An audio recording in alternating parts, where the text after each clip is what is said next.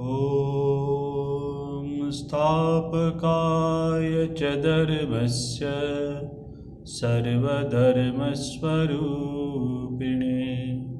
अवतारवरिष्ठाय रामकृष्णाय ते नमः। जननीं शारदां देवीं रामकृष्णं जगद्गुरुं पादपद्मे तयो श्रित्वा प्रणमामि मुहुर्मुहुः।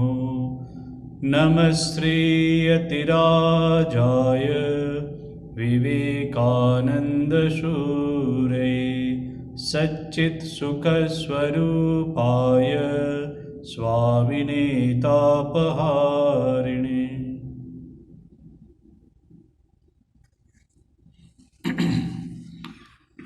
हम लोग चर्चा कर रहे थे अवतार वरिष्ठाय भगवान श्री राम कृष्ण देव की दिव्य लीला के बारे में।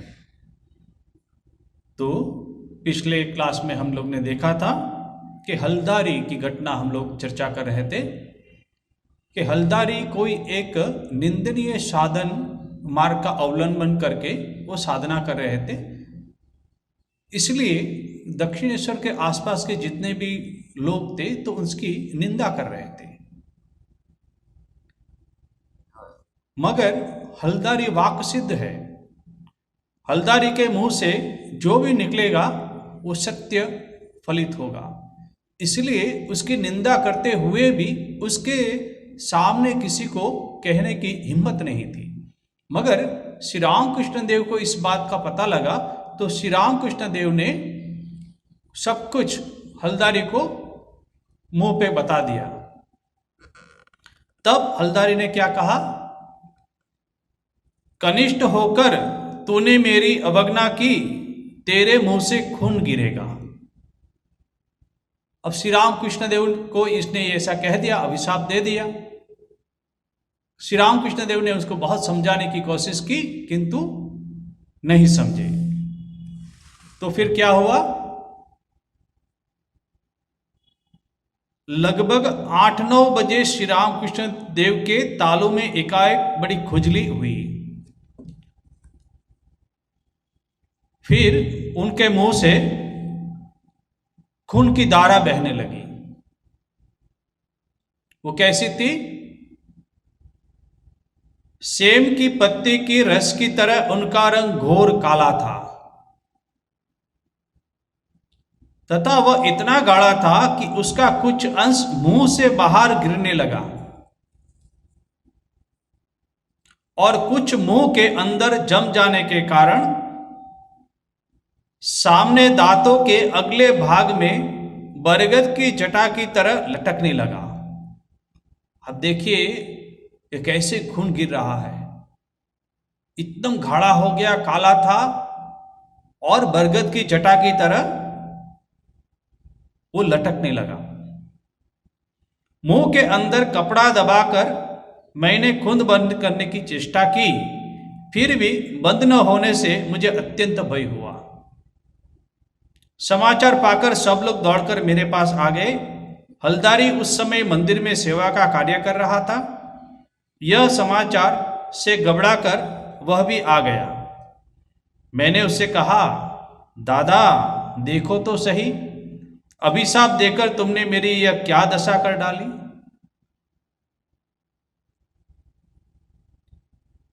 मेरी अधीरता को देखकर वह भी रोने लगा।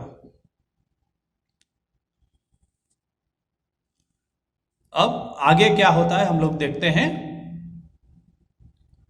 मंदिर में उस दिन एक प्राचीन विघ्न साधु आए हुए थे। ये जब घटना हुई तब सभी थोड़ा शोर मच गया, हल्ला कर रहे हैं, क्या हुआ क्या हुआ, सब लोग एकत्र हो गए। तो उस समय एक साधु भी वहां आए हुए थे। शोरगुल सुनकर वे भी मुझे देखने आए एवं खून का रंग तथा मुंह के अंदर जिस जगह से वह निकल रहा था, माने जैसे शोरगुल हो गया तो साधु को कुतूहलता हुई कि क्या हो रहा है, जाके मैं देखूं।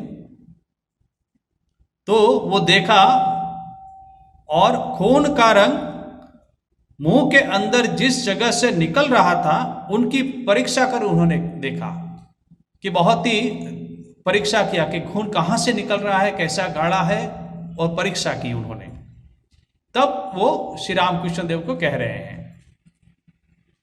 कोई डर नहीं है, खून निकल जाने से अच्छा ही हुआ। वो बहुत साधक थे, उनको बहुत ज्ञान था इस बात का, इसलिए उन्होंने कहा कि कोई डर नहीं है, खून निकल जाने से अच्छा ही हुआ।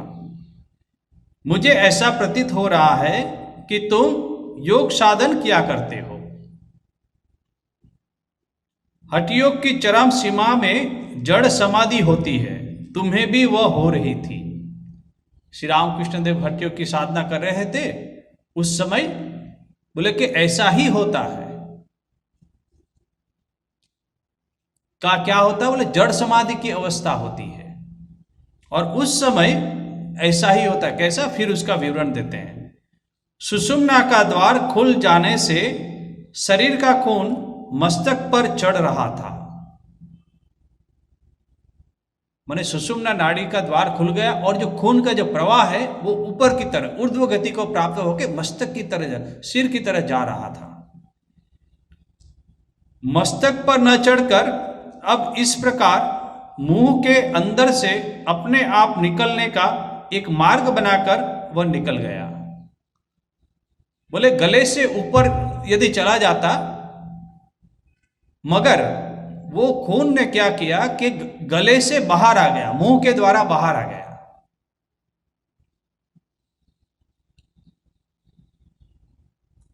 वह अच्छा ही हुआ। क्यों? फिर बताते हैं कि जो ये सुषुम्ना का द्वार खुल गया और ऊर्ध्व गति जब प्राप्त हुआ तो वो खून कहाँ जा रहा था? बोले सिर के ऊपर जा रहा था, और उसने एक मार्ग निकाल के उसके मुंह से, श्री रामकृष्ण देव के मुंह से बाहर आ गया। बोले अच्छा ही हुआ, क्योंकि अब देखिए, क्योंकि जड़ समाधि लगने से वह किसी तरह भंग नहीं होती। बोले जड़ समाधि यदि आपकी हो जाती तो वो फिर भंग नहीं हो पाती। यदि खून यदि सिर पे चला जाता, जड़ समाधि लग जाती हठयोग के द्वारा, तो फिर बोले भंग नहीं होती। तुम्हारे शरीर द्वारा जगन माता का कोई विशेष कार्य है, अतः उन्होंने इस प्रकार से तुम्हारी रक्षा की। वो साधु ने कहा कि मां जगदम्बा, मां काली तुम्हारे शरीर के द्वारा कुछ कार्य कराने के निमित्त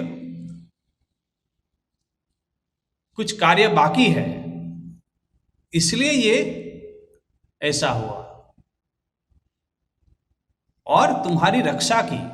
नहीं तो बोले वो जड़ समाधि लग जाती है तो कभी कभी साधक की मृत्यु भी हो जाती है। साधु की इस बात को सुनकर मैं शांत हुआ।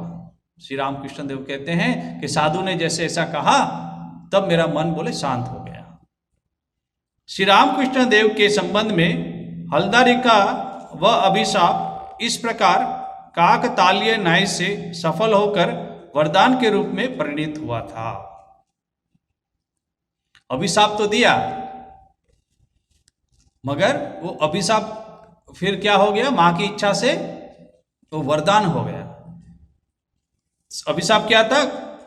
कनिष्ठ होकर तूने मेरी अवज्ञा की, तेरे मुंह से खून गिरेगा। ये तो अभिशाप दिया, मगर भविष्य के आने वाले समय में श्री रामकृष्ण देव के जीवन में वो वरदान के रूप में परिणत। यदि ये नहीं कहा होता, यदि खून जो है सिर पे चढ़ गया होता सुषुम्ना मार्ग के द्वारा, तो जड़ समाधि लग जाती और कभी वो भंग नहीं होती। तो ये बहुत ही महत्वपूर्ण घटना श्री रामकृष्ण देव के जीवन में हुई थी। अब हलदारी के और श्री रामकृष्ण देव के संबंध में कुछ और घटनाएं हैं, उसकी हम लोग चर्चा करेंगे। हलदारी के साथ श्री रामकृष्ण देव का एक सुंदर, मधुर, विनोदपूर्ण संबंध विद्यमान था। पहले ही कहा जा चुका है कि हलदारी श्री रामकृष्ण देव के चाचा जी के पुत्र थे तथा उनसे उम्र में बड़े थे। सन 1858 के लगभग दक्षिणेश्वर आकर वे श्री राधा गोविंद जी के पूजन कार्य में संलग्न हुए। ये पहले हम लोग ने चर्चा की है। तथा सन 1865 के कुछ दिन तक वे उस कार्य को करते रहे। माने कि 1858 से 1865 तो करीबन 7 साल के करीबन वहां रहे थे दक्षिणेश्वर में, और श्री रामकृष्ण देव का संग प्राप्त करने का उनको सौभाग्य प्राप्त हुआ था। किसको? हलदारी जी को। अतः श्री रामकृष्ण देव के साधन काल के द्वितीय 4 वर्ष तथा उसके बाद 2 वर्ष से भी अधिक काल तक दक्षिणेश्वर में रह के उन्हें श्री रामकृष्ण देव को देखने का अवसर प्राप्त हुआ था।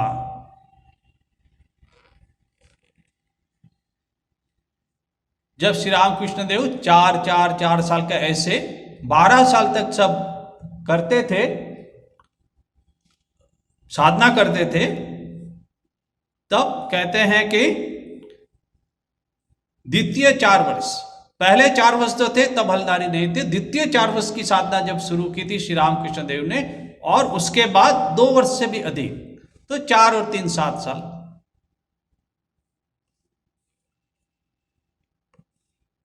फिर भी श्री रामकृष्ण देव के संबंध में उनकी कोई निश्चित धारणा नहीं बन पाई थी। इतने साल साथ में रह के भी हलदारी के मन में बहुत सारी श्री रामकृष्ण देव की साधना घटनाएं होती रहती थी, मगर कोई उसके मन में कोई निश्चित धारणा कि श्री रामकृष्ण देव क्या है, क्यों साधना कर रहे हैं, ये निश्चित धारणा जो है उसके मन में नहीं हुई थी। किसके? हलदारी के मन में। वे स्वयं अत्यंत निष्ठा संपन्न थे, इसलिए भावाविष्ट होकर, अब देखिए वो खुद जो है बहुत निष्ठा मानते थे, हर चीज में निष्ठावान थे, इसलिए भावाविष्ट होकर श्री रामकृष्ण देव का, अब श्री रामकृष्ण देव क्या करते थे? भाव में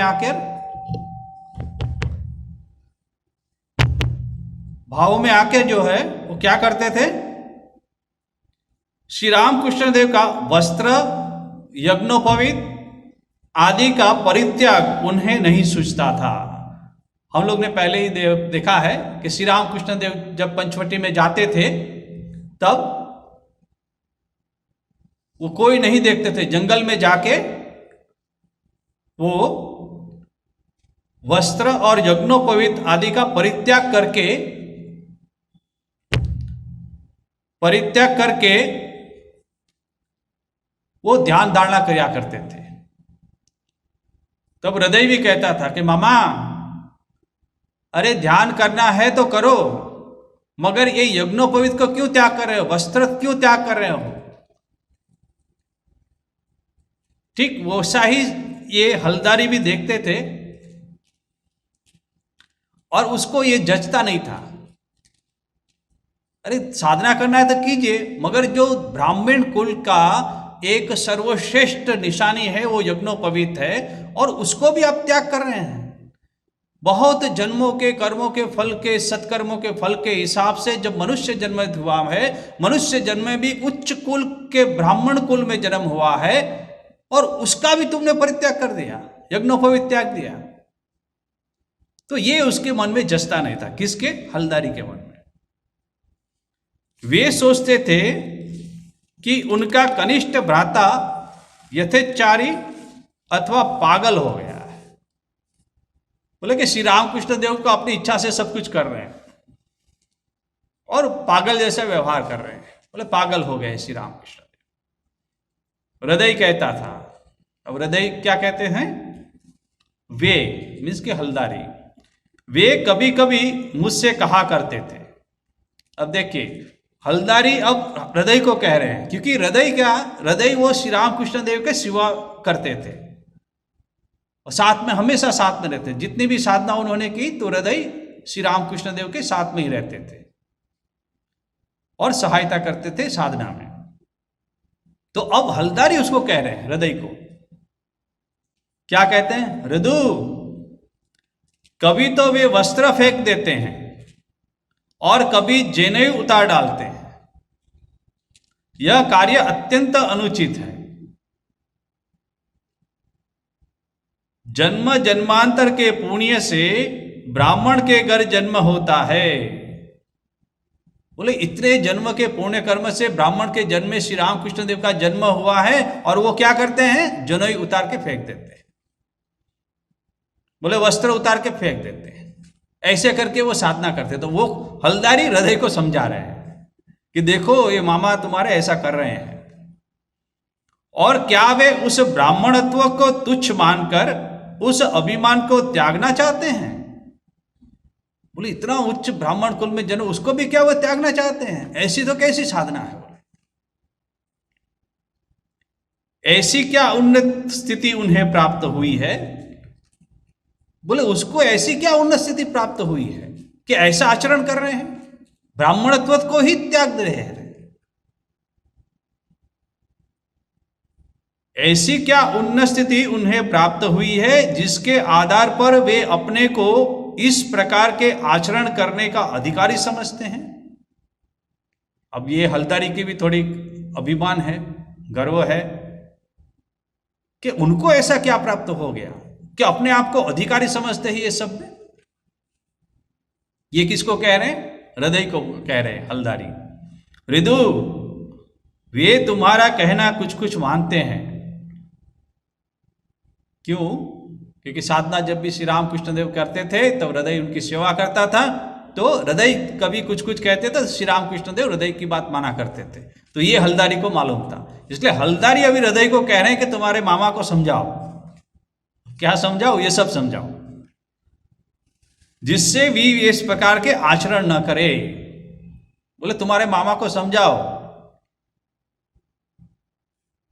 इसका तुम्हें ध्यान रखना चाहिए।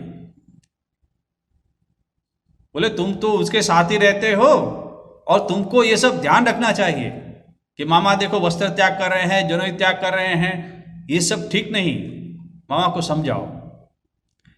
अब देखिए और भी क्या कह रहे हैं हलदारी, यहां तक कि उन्हें बांध कर भी, बोले उसको बांधो रस्सी से, श्री रामकृष्ण देव बोले बांध कर भी यदि तुम उनके इन आचरणों को रोक सको तो तुम्हें यह भी करना उचित है। बोले जबरदस्ती, वो जब ऐसे कार्य करते हैं तो जबरदस्ती उसको बांध कर भी उसको रोको कि नहीं ये गलत है। ये हलदारी रदू को समझा रहे हैं कि तुम श्री रामकृष्ण देव को समझाओ।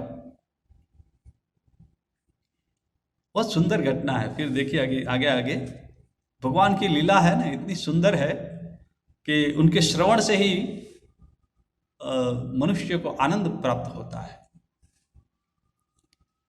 साथ ही पूजन करते समय श्री रामकृष्ण देव के नेत्रों में प्रेम धारा, भगवान नाम गुण आदि सुनकर उनका अद्भुत उल्लास तथा ईश्वर प्राप्ति के निमित्त उनकी अदृष्टपूर्व व्याकुलता आदि को देखकर मोहित हो वे यह सोचा करते थे कि निश्चित ही उनके कनिष्ठ भ्राता की अवस्थाएं ऐश्वरिक आवेश के फलस्वरूप उपस्थित होती है, अन्यथा ऐसी स्थिति साधारण मानवों में तो दिखाई नहीं देती। देखिए अब दोनों भाव है हलदारी में। पहले तो ऐसा कि उसको समझाओ ये ठीक नहीं है, ये ठीक नहीं कर रहे हैं, क्योंकि वो पंडित थे, शास्त्र के ज्ञाता थे, अहंकार थे थोड़ा उसका। तो मगर दूसरे भी वो देखते थे, दूसरा पक्ष भी देखते थे श्री रामकृष्ण देव को। तो बोले कैसे पक्ष? बोले नेत्रों में प्रेम धारा है, माँ काली के सामने खड़े होके भजन गा रहे हैं और वक्षस्थल जो है वो नेत्रों से आए हुए अश्रु के द्वारा भीग गया है, ऐसी अवस्था है श्री रामकृष्ण देव की। और उल्लास में भगवान का नाम गुणादि करते हैं तो उल्लास में नाच रहे हैं। और व्याकुलता तो देखिए कैसी व्याकुलता है ईश्वर दर्शन के लिए, और ये सब हलदारी देख रहे थे। तब उनके मन में हुआ, तब फिर हृदय को कहते हैं, हृदय तुम्हें अवश्य ही उनके अंदर कोई आश्चर्यजनक दर्शन प्राप्त हुए हैं, नहीं तो तुम इस तरह उनकी सेवा भी नहीं करते।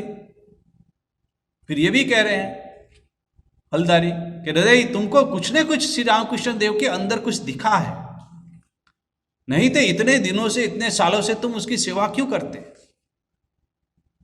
ऐसा भी हलदारी सोच रहे हैं।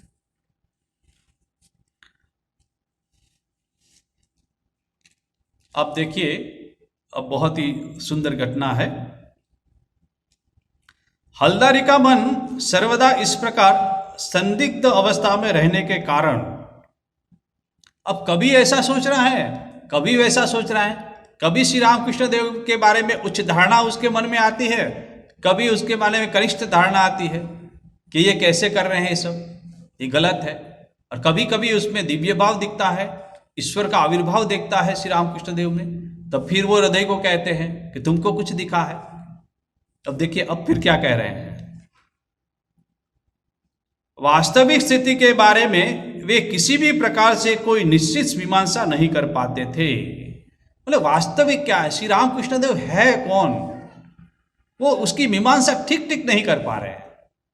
उनका जो मन है वो डावाडोल हो रहा है, ये सत्य है या ये सत्य है, वो ठीक ठीक धारणा नहीं कर पा रहे हैं। श्री रामकृष्ण देव कहते थे, अब देखो श्री रामकृष्ण देव के शब्दों में ही वो क्या घटना है।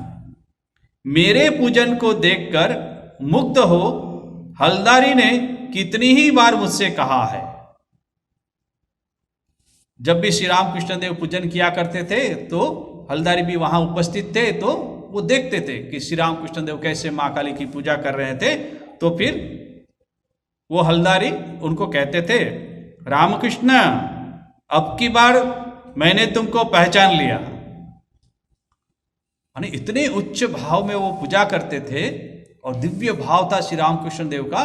तब हलदारी बोलते हैं, रामकृष्ण, अब वो बड़े थे उससे इसलिए बोलते हैं, रामकृष्ण अब की बार मैंने तुमको पहचान लिया है कि तुम कौन हो, तुम्हारे अंदर ईश्वरीय शक्ति है, वो मैंने पहचान लिया।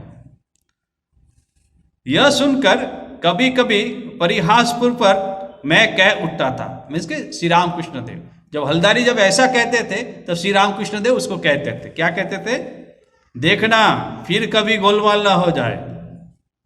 बोले इतनी तो तुम निंदा करते हो, मेरी हृदय को ऐसा कहते हो, और अभी तुम कहते हो कि मैंने तुमको पहचान लिया। ए रामकृष्ण, अब की बार मैंने तुमको पहचान लिया। और ठाकुर भी मजा ले रहे हैं, वो भी कह रहे हैं उसको, देखना फिर कभी गोलमाल ना हो जाए। वह कहता था, अब फिर वो हलदारी कहते हैं, अब तो मुझे कभी धोखे में नहीं डाल सकते। माने उसका पूर्ण विश्वास हो गया कि श्री रामकृष्ण देव के अंदर ईश्वरीय शक्ति है। तब फिर कहते हैं कि श्री रामकृष्ण देव को कहते हैं कि अब तुम मुझे धोखे में नहीं डाल सकते, तुम्हारे अंदर अवश्य ही ईश्वर ही का आवेश विद्यमान है। ये उनको अनुभव हुआ, किसको, हलदारी को। अब मैंने यह ठीक ठीक जान लिया है, बोले मैंने ठीक ठीक जान लिया है कि तुम्हारे अंदर ईश्वरीय आवेश है।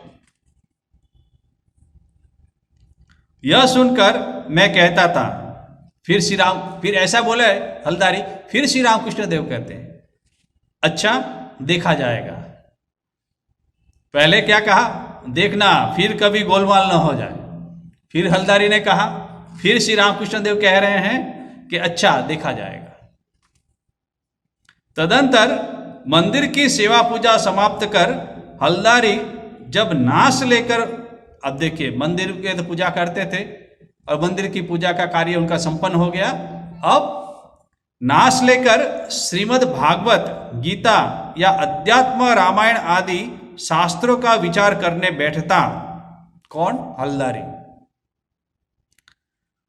श्रीमद् भागवत पढ़ रहे हैं, गीता का पाठ कर रहे हैं, अध्यात्म रामायण का पाठ कर रहे हैं, और उस समय क्या होता था, शास्त्र को विचार करने बैठता तब अहंकार में चूर होकर मानो दूसरा ही व्यक्ति बन जाता था। उसके अंदर फिर अहंकार आ जाता था। किसके अंदर, हलदारी के अंदर। कितना शास्त्र पढ़े हैं, भागवत, गीता, ये सब अध्यात्म रामायण शास्त्र वगैरह, तो अहंकार आ जाता था। फिर क्या कहते थे, उस समय मैं उसके पास जाता और कहता था, कौन, श्री रामकृष्ण देव। जब वो शास्त्र का पाठ कर रहे हैं तब श्री रामकृष्ण देव जाते थे और उनको कहते थे, शास्त्रों में तुम जो कुछ पढ़ रहे हो मुझे उन अवस्थाओं की उपलब्धि हो चुकी है, मैं उन बातों को समझ सकता हूं। ये कौन कह रहे हैं? श्री रामकृष्ण देव हलदारी को कह रहे हैं, जब वो शास्त्र का अध्ययन कर रहे हैं, कि तुम जो ये पढ़ रहे हो ना शास्त्र में, अध्यात्म रामायण है, भागवत गीता, जो भी शास्त्र पढ़ रहे हो, उसकी अनुभूति तो मुझे पहले ही हो चुकी है। उस अवस्था की उपलब्धि जो है, जो शास्त्र में वर्णित है, वो तो मुझे हो चुकी है, और मैं वो सब बातें समझता भी हूं। अब ये हलदारी को बोला, उस समय तो अहंकार से वो पूर्ण है। अब देखिए हलदारी क्या कहते हैं।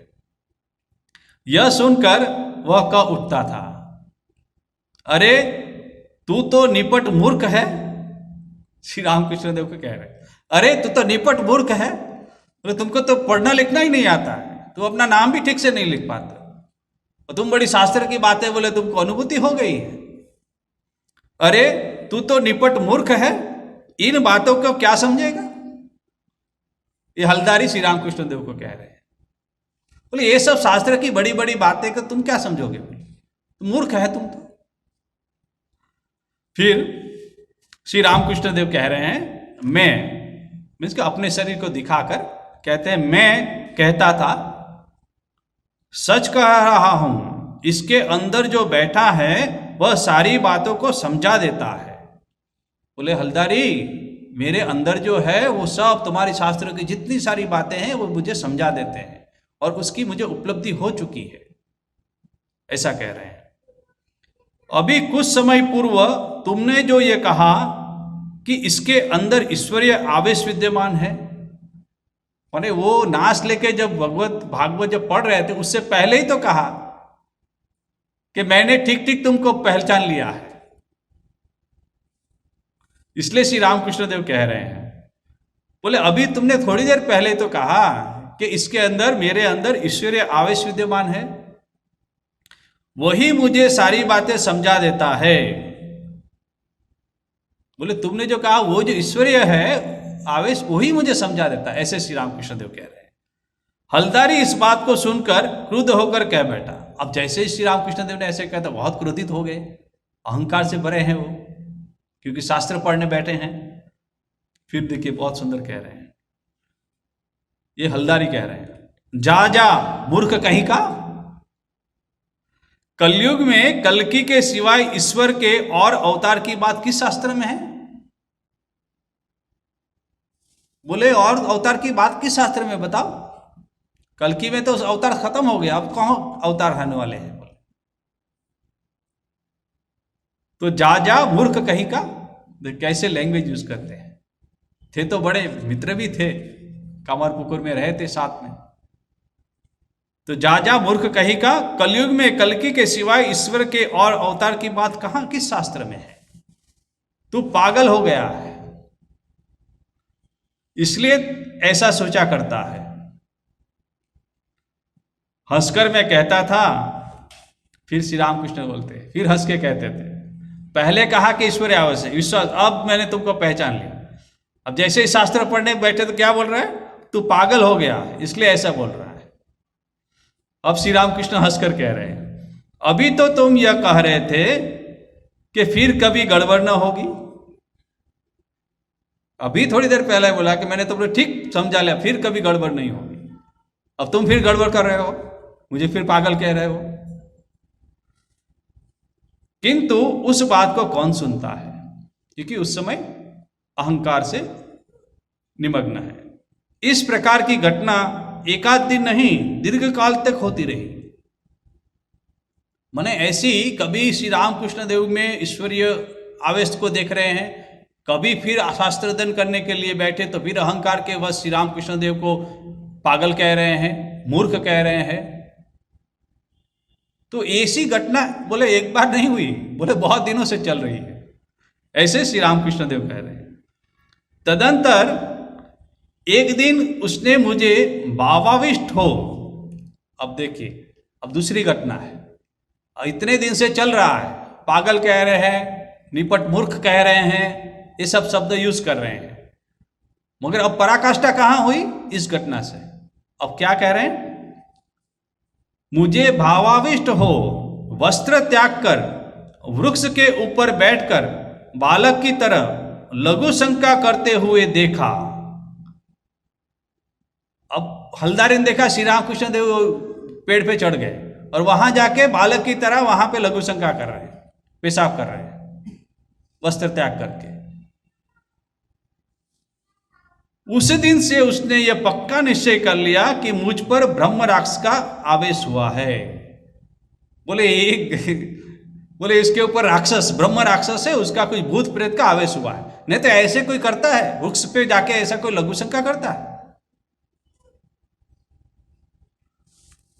तो ऐसी घटना श्री रामकृष्ण देव अपने आप खुद कहते हैं।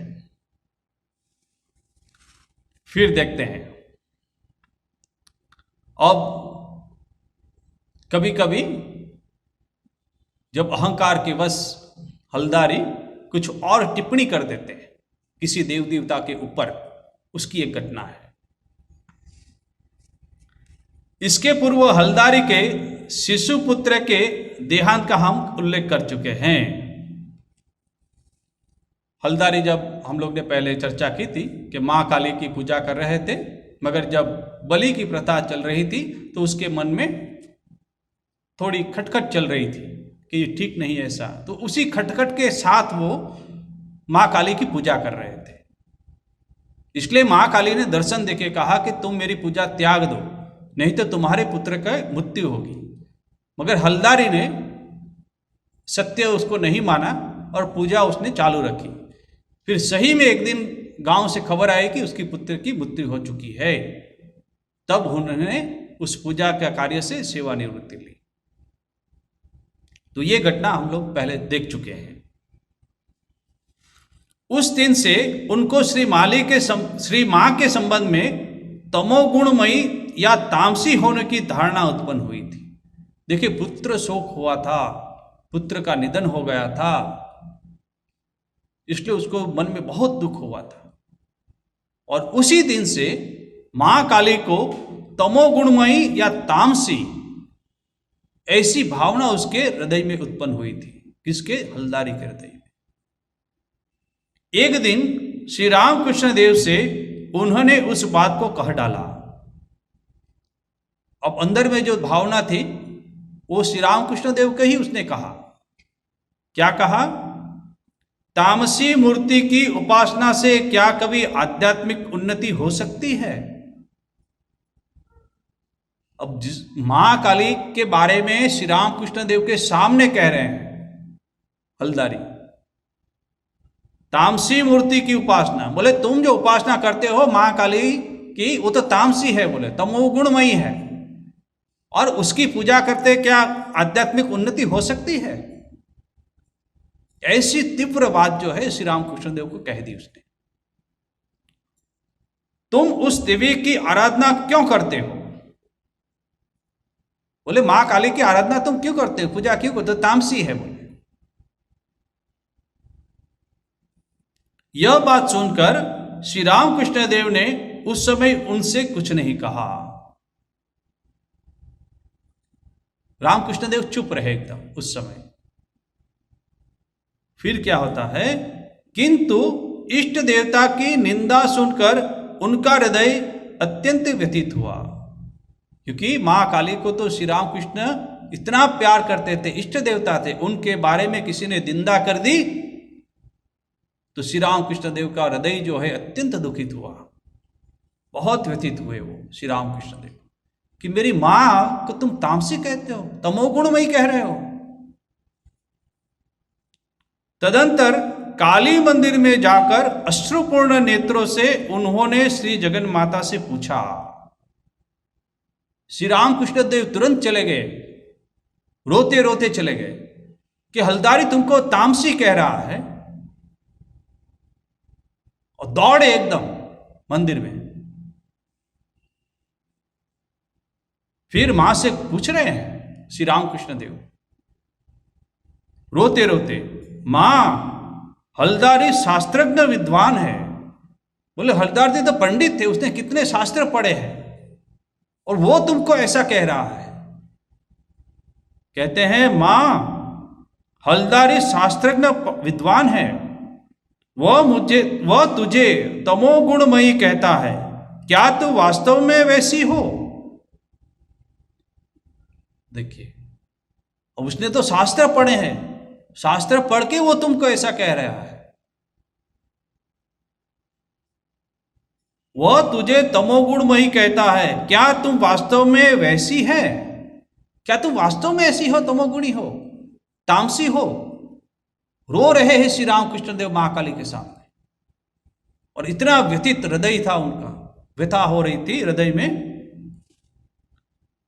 तदंतर श्री जगदम्बा के श्री मुख से उस विषय के यथार्थ तत्व को जान लेने के पश्चात, जैसे ही श्री रामकृष्ण देव ने महाकाली को कहा कि हलदारी तुमको तो तामसी कह रहा है, तमोगुण कह रहा है, क्या तुम ऐसी हो?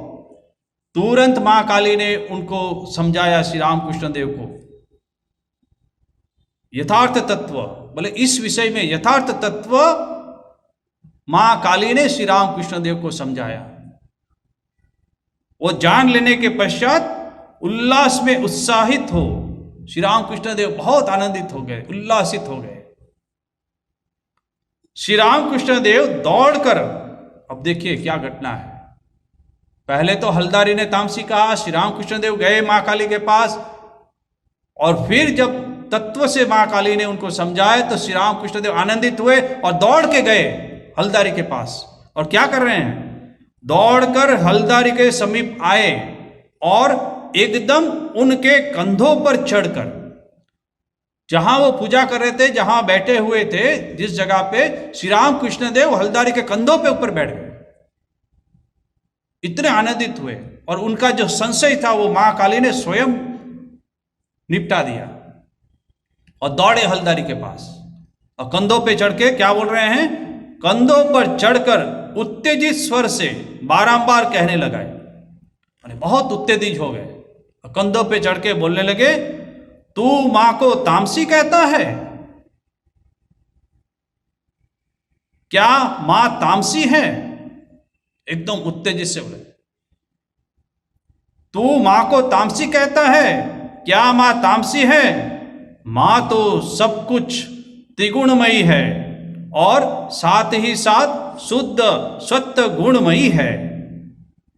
देखिए, ये मां काली ने श्री रामकृष्ण देव को समझाया तत्व से, मैं कौन हूं, और आनंदित होके, उल्लासित, उत्साहित होके चले और कंधे पे चढ़ गए। फिर मैं रिपीट करता हूं, तू मां को तामसी कहता है? क्या मां तामसी है? मां तो सब कुछ त्रिगुणमयी और साथ ही साथ शुद्ध सत्व गुणमयी है। ये हलदारी को कहा। भावाविष्ट श्री रामकृष्ण देव के इस प्रकार कथन का तथा स्पर्श से तब हलदारी की मानो अंतर्दृष्टि खुल गई। जैसे ही कंधे पे चढ़ के श्री रामकृष्ण देव के स्पर्श मात्र से और उनके इस शब्द से हलदारी की अंतर्दृष्टि खुल गई कि मेरी मां जो है वो तामसी नहीं है, वो त्रिगुणमयी है, सत्व गुणमयी है, शुद्ध सत्व गुणमयी है। जैसे ही ऐसे कहा तो हलदारी की अंतर्दृष्टि खुल गई। उस समय वे पूजन के आसन पर बैठे हुए थे। कौन? हलदारी। उन्होंने श्री रामकृष्ण देव की इस बात को हृदय से स्वीकार किया। इतने आवेग से कहा श्री रामकृष्ण देव ने, तो उनकी आंखें खुल गई और उन्होंने उस बात को स्वीकार किया कि मां तमोमयी नहीं है, वो त्रिगुणमयी है, सत्व गुणमयी है, तथा उनके अंदर साक्षात जगदम्बा के आविर्भाव को प्रत्यक्ष कर सामने रखे हुए। अब देखिए हलदारी क्या कर रहे हैं, श्री रामकृष्ण देव कंधे पे चढ़ गए और तुरंत जब जैसे ही नीचे उतरे होंगे तो साक्षात जगदम्बा के आविर्भाव को प्रत्यक्ष कर कि उसमें ही श्री रामकृष्ण देव में ही जगदम्बा उसको दिखने लगी, मां काली दिखने लगी, उसका आविर्भाव दिखने लगा। और क्या कर रहे हैं, क्योंकि पूजन के आसन पे बैठे हुए हैं तो आसपास क्या था, पुष्प था, तो क्या कर रहे हैं, साक्षात जगदम्बा के आविर्भाव को प्रत्यक्ष कर सामने रखे हुए पुष्प चंदन आदि लेकर उन्होंने उनके पाद पद्मों में भक्ति पूर्वक अंजलि प्रदान की। उसकी आंखें खुल गई हलदारी की, और बगल में जो देवता के पूजन के लिए जो पुष्प रखे हुए थे, उसमें से कुछ पुष्प उठा के श्री राम कृष्ण देव के चरणों में भक्ति पूर्वक अंजलि प्रदान की पाद पद्मों में। इसके कुछ ही समय बाद हृदय ने आकर उनसे पूछा। अब ये घटना हो गई, उसके बाद हृदय फिर आते हैं हलदारी के पास और फिर हलदारी को पूछ रहे हैं,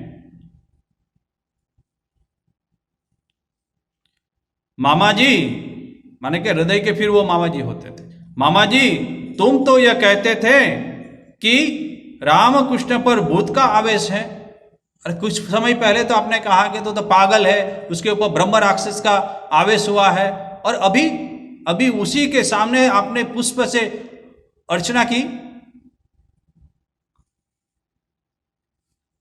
तो फिर इस प्रकार तुमने उनकी पूजा क्यों की? हृदय ने तुरंत कहा, कुछ समय पहले ऐसे तुम आक्षेप कर रहे थे, अभी तुमने पुष्पांजलि दी श्री रामकृष्ण देव के चरणों में, ऐसा क्यों किया? हलदारी बोले। तब हलदारी बोलते हैं, पता नहीं रिदु, हृदय, हे रिदु, पता नहीं, काली मंदिर से लौटकर उसने मुझे कुछ ऐसा कर डाला कि मैं सब कुछ भूलकर उसके अंदर साक्षात ईश्वर का प्रकाश देखने लगा। बोले काली मंदिर से जैसे ही श्री राम कृष्ण देव वापस आए और मेरे कंधे पे ऊपर चढ़ के ऐसी बातें कही, मां तो त्रिगुणमयी है, शुद्ध सत्वमयी है, शुद्ध सत्व गुणमयी है, मेरी आंखें खुल गई और मैंने साक्षात ईश्वर का प्रकाश देखने लगा उनके अंदर। जब कभी मैं काली मंदिर में रामकृष्ण देव के समीप जाता हूं, तभी वह मुझे ऐसा कर देता है। बोले जब भी मैं वहां जाता हूं, उनके पास जाता हूं, मुझे ऐसा कर देता है। यह एक अद्भुत घटना है, मैं कुछ भी नहीं समझ पाता हूं। हलदारी कहते हैं कि यह अद्भुत घटना है। बोले जैसे ही उनके पास जाता हूं तो मेरा मन परिवर्तित हो जाता है और मैं ऐसे कार्य कर बैठता हूं।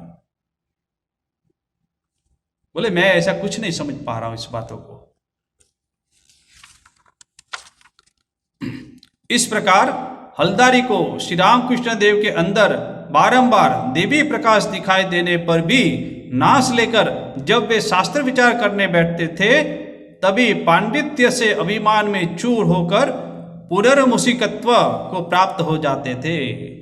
बोले ऐसा कितनी बार हुआ है, श्री रामकृष्ण देव के अंदर साक्षात माँ जगदम्बा का आवेश देख रहे हैं, मगर फिर भी नाश लेके जब शास्त्र पढ़ रहे हैं, फिर ऐसे के तैसे, फिर अहंकार के बाद श्री रामकृष्ण देव को विभिन्न प्रकार की बातें सुनाते हैं। तुम मूर्ख हो, तुम पागल हो, तुम अनपढ़ हो, तो ऐसी बातें करते हैं। अतः काम कांसन से आसक्ति दूर हुए बिना बाह्य सोच, सदाचार तथा शास्त्र ज्ञान से कोई विशेष कार्य नहीं होता है।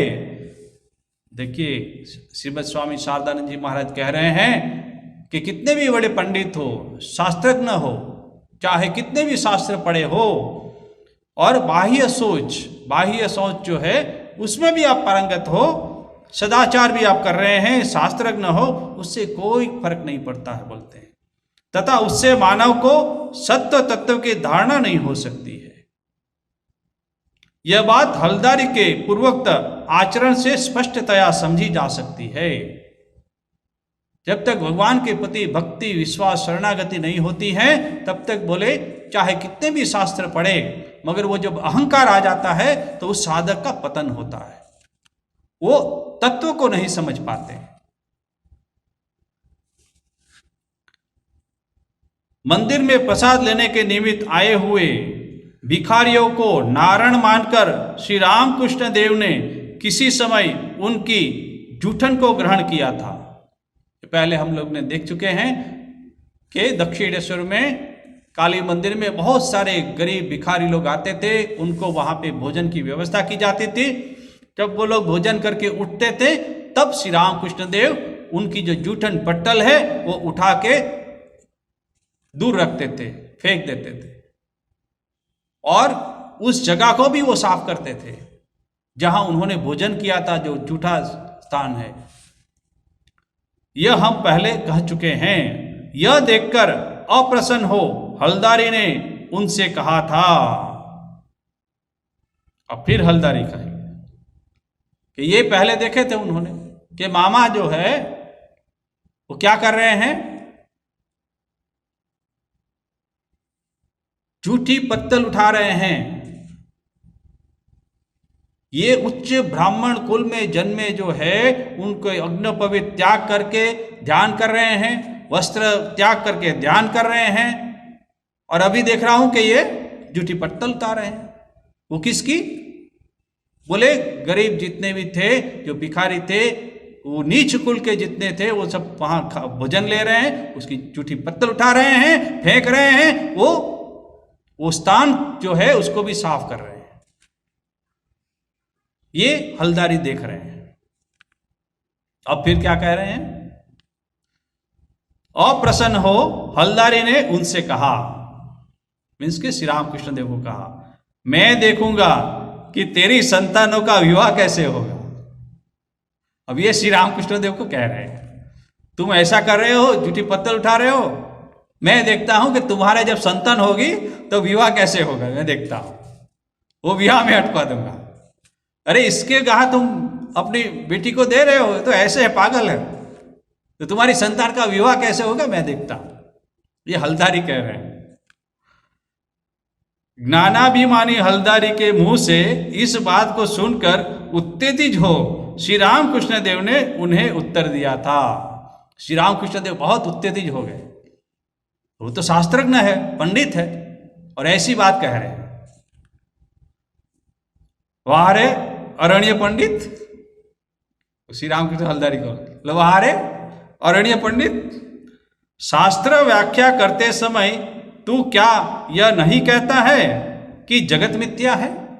तो तुम तो बड़ी बड़ी अध्यात्म रामायण पढ़ रहे हो, भागवत पढ़ रहे हो, गीता पढ़ रहे हो, बाकी अन्य शास्त्र पढ़ रहे हो, तब तुम नहीं कहता? क्या कहता कि जगत मिथ्या है, वो तुम नहीं कहते हो? तथा सर्वभूतों में ब्रह्म दृष्टि करनी चाहिए। बोले सर्वभूतों में ब्रह्म है, ऐसी दृष्टि रख के तुमको जीवन व्यापन करना है, तुम ये नहीं कहते हो? कदाचित अपने मन में तू यह सोचता होगा, फिर श्री रामकृष्ण देव उसको कह रहे हैं, मैं भी तेरी तरह जगत को मिथ्या कहूं और ऊपर से लड़के बच्चे भी मुझे होते रहें। धिक्कार है तेरे इस शास्त्र ज्ञान को। हलदारी को ऐसा श्री रामकृष्ण देव कर कि तुम बड़ी बड़ी शास्त्र की बात करते हो और फिर कहते हो कि मैं देखता हूं तेरे संतान का विवाह कैसे हो, और तुम ही कहते हो कि शास्त्रों में बोले ब्रह्म दृष्टि है, सर्वभूतों में ब्रह्म दृष्टि रखना है, और तुम्हारा यही शास्त्र ज्ञान है बोले। तो वो बहुत उत्तेजित होते श्री रामकृष्ण देव। जगत को मिथ्या कहूं और ऊपर से लड़के बच्चे भी मुझे होते रहें, ऐसा ही तुम चाहते हो, ऐसा ही तुम्हारा शास्त्र ज्ञान है। बोले धिक्कार है तेरे इस शास्त्र ज्ञान को।